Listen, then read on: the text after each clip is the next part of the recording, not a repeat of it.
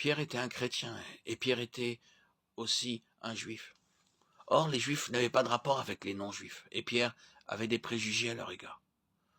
Pour régler ces préjugés, Dieu lui fit voir dans une vision un objet semblable à une grande nappe attachée par les quatre coins qui descendait vers la terre. Et dans cette nappe se trouvaient toutes sortes d'oiseaux et de quadrupèdes de la terre. Tandis qu'il contemplait cette étrange vision, ses oreilles discernèrent la voix du Seigneur, lui ordonnant de manger. Mais Pierre protesta fortement. « Non, Seigneur, car je n'ai jamais rien mangé de souillé ni d'impur. » Acte 10, 14. Pierre était devenu chrétien, mais il conservait beaucoup de ses anciens préjugés judaïques. Il faisait encore une distinction entre les aliments purs et les aliments impurs. Et il faisait même une discrimination entre les personnes pures et celles qui étaient impures. Par cette vision, le Seigneur cherchait à extirper du cœur de Pierre les profondes racines discriminatoires qui s'y trouvaient à l'encontre des non-juifs. C'est après cette vision que le Seigneur l'envoya à la maison de Corneille. Dans cette maison, Pierre commença immédiatement à prêcher l'Évangile, alors que subsistait encore dans son cœur le mur de séparation entre les Juifs et les non-Juifs. Il se considérait encore comme faisant partie d'une nation privilégiée et ne pouvait pas se rendre compte que la grâce de Dieu s'étendait aux Juifs comme aux non-Juifs. Il avait vu cette vision, il avait même confessé que Dieu ne fait pas d'acception de personne. Mais il n'avait pas saisi l'implication pratique de cette grande réalité. C'est pourquoi le Saint-Esprit, sans tenir compte des incompréhensions de Pierre, et alors même que celui-ci venait tout juste de commencer à parler, descendit. Littéralement, l'Esprit tomba sur tous ceux qui étaient présents, et ils se mirent à parler dans les langues des nations. Dieu se servit de ce qu'ils se mirent à parler en langue pour arrêter Pierre dans son discours.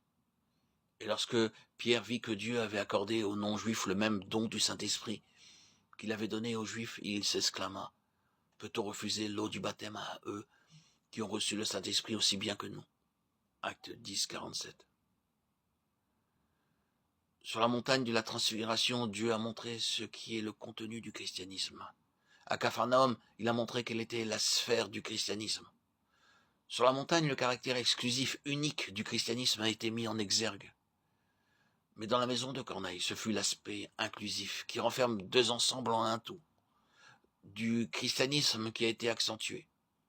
Dans la maison de Corneille, il a été clairement manifesté que le christianisme n'est pas simplement pour quelques privilégiés, il inclut le monde tout entier. Nous pouvons penser que toutes les richesses de Christ ne sont accessibles que pour une certaine élite seulement, et que les moins privilégiés doivent faire ceci ou cela pour mériter ces mêmes bénédictions. Loué soit Dieu, aucun pécheur ne doit s'améliorer pour devenir chrétien. Il peut venir à Christ comme il est. Tous ont péché, les juifs comme les non-juifs. Et à tous les pécheurs juifs et non-juifs, la grâce salvatrice de Dieu est offerte. Qui que vous soyez par nature, et quelles que soient vos origines, vous devenez membre de la famille de Dieu en recevant exclusivement la vie du Fils de Dieu. Ce serait une chose bénie si les enfants de Dieu voyaient leur unité en Christ. Il n'y a pas d'unité en dehors de lui.